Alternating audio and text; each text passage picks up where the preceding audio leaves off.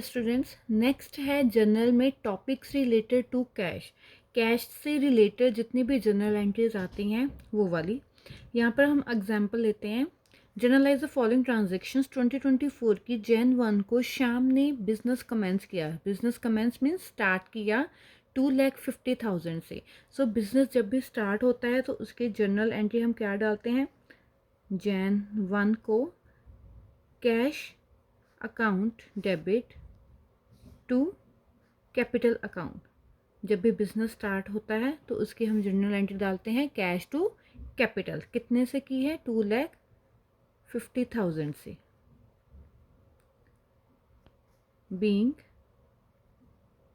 Business commenced with cash. ठीक है जी। Next उसने कहा है Jan 5 को कैश डिपॉजिटेड इनटू बैंक। 5 जनवरी को 50,000 जो कैश है उसने बैंक में जमा करवाया। अब याद रखना यहाँ पे कैश एंड बैंक दो चीज़ें आ गई। कैश चला गया और बैंक कहाँ चला गया? बैंक में चला गया। हमेशा याद रखना कि जो चीज़ डेबिट होती है वो कौन सी होती है? जिसमें पैसे जाते हैं। क्रेडिट वो जिससे पैसे निकलते हैं। What comes in debit, what goes out credit. So business में से कैश निकल के कहाँ चला गया? बैंक में चला गया। तो बैंक क्या हो जाएगा यहाँ पे? डेबिट। बैंक में चला गया। इन आउट क्या हुआ? Cash to cash account. मतलब आपके बिजनेस में जो पैसा पड़ा हुआ था, आपके ड्रॉर में जो पैसा पड़ा हुआ था वो आपने उठा के बैंक में जमा करवा दिया। तो बैंक में पैसे चले गए और आपके बिजनेस में से कैश निकल के चला गया। So what comes in bank में पैसे चले गए, आपके बिजनेस में से पैसे जो है वो निकल के चले गए। So bank to cash account. ठीक है जी। कितने का? 50,000 का।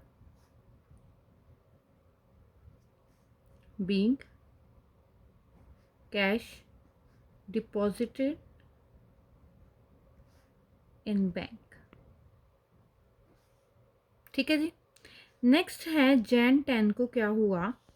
Introduce additional capital of ₹2 lakh. 2 lakh की एडिशनल कैपिटल जो है वो लेके आया श्याम अपने बिजनेस में। सो जो एंट्री हमारी at the starting of the business होती है वही यहाँ पे एंट्री आएगी। सो सेम एंट्री यही, कैश टू कैपिटल।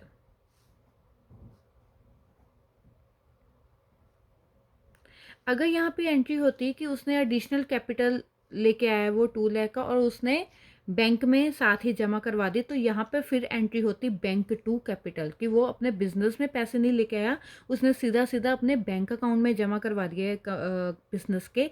तो यहाँ पे आती bank to capital. Being introduce additional capital. So ये कितना? 2 लाख का।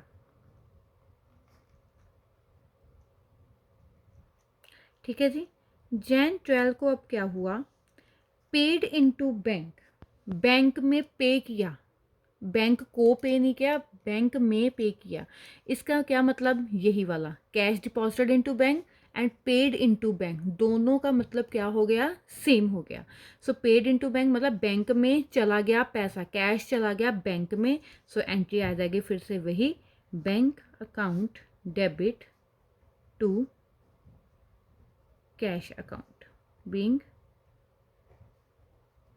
Paid into bank. कितना? 20,000। क्लियर जी। सो हमेशा याद रखना ये वाली entry cash deposited into bank, paid into bank. मतलब हमेशा सिर्फ लॉजिकली सोचना कि अगर अगर मान लो यहाँ पे लिखा होता विड्रॉ फ्रॉम बैंक। सो एक और एंट्री ऐड कर लेते हैं। चलो Jan 15 को हुआ विड्रॉ फ्रॉम बैंक। यहाँ पे मैं कुछ पर्सनल यूज़ नहीं बोल रही, मतलब उसने बिजनेस के लिए उसने 30,000 जो है वो पैसे विड्रॉ करवाए हैं।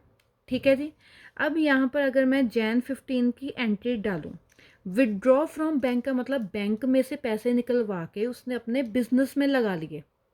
बैंक में से निकल गए, व्हाट कम्स इन, लेकिन आया क्या आपके पास कैश, व्हाट कम्स इन आप डेबिट होता है, व्हाट गोज आउट क्रेडिट होता है। तो बैंक में से निकल गए मतलब ये बैंक क्या हो गया फिर क्रेडिट, आपके पास आ गया हाथ में कैश तो कैश हो गया डेबिट। सो एंट्री आ गई cash account debit to bank account, कितना 30,000। ठीक है, लॉजिकली सोचो कि किस में पैसा जा रहा है, किससे पैसा निकल रहा है। ठीक है जी, विड्रॉ फ्रॉम बैंक, बैंक में से निकल रहा है तो बैंक हो गया credit. Paid into bank, bank में पैसा चला गया तो बैंक हो गया डेबिट। ठीक है, हमेशा सिर्फ यही चीज़ें जो है वो याद रखना।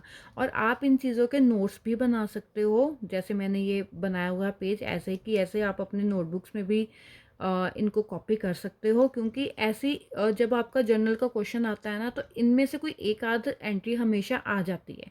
ठीक है जी, क्लियर, थैंक यू।